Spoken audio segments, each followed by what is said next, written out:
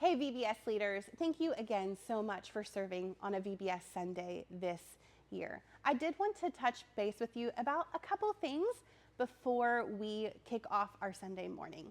One is our discipline policy. Now I think we're going to have the best time on our VBS Sunday. We'll be so active and rotating through stations that I hope that we won't have any behavior issues. But if you do have one, what do we do? Well, I wanted to let you know how we like to kind of handle behavior or kids who are having a hard time.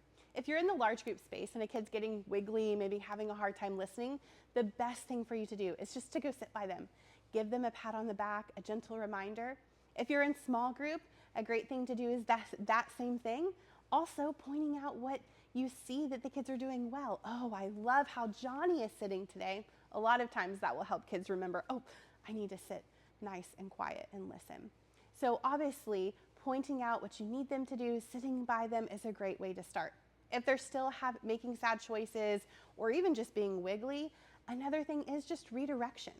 That can go for even kind of more negative behaviors. Redirection, let's always start with redirecting them to something else. If redirection did not work, here's what you're going to do. You're going to look at them and you're going to say, hey, you're on a 1, and a 1 is a warning. And then tell them what you need them to do. I need you to sit down and work on your craft. If a warning is not working, then we call that a 2.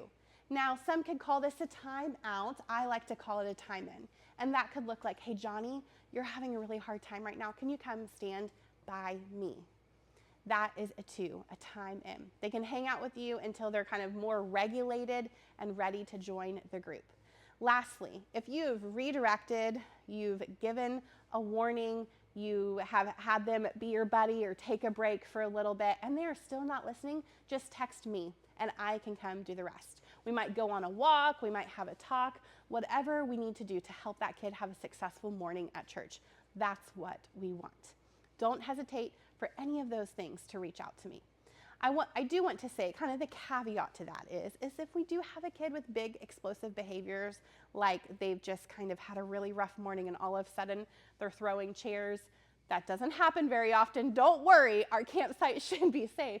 But I want to let you know that's just an immediate come get me. Don't worry about having to try to redirect or do a time in. Just come get me. I am here to help.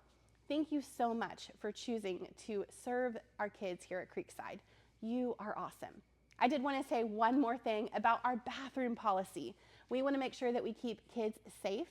So we don't necessarily need to go in the stall with them, but we do need to kind of hang around the door. Be aware of who goes in the bathroom, who goes out of the bathroom. We just want to keep them safe. If a preschooler needs help with their pants, it's okay. I would just kind of have them step out of the stall and you can help them from there. But basically, we don't want to leave kids unattended, but when they are unattended, we want to know where they are. That goes for outside. If we're outside far at the playground, we don't want to send kids in by themselves. The best thing to do would to grab a leader and a couple kids to come into the bathroom together. But again, if you have any questions about that, just let me know. I'm here to help. See you Sunday.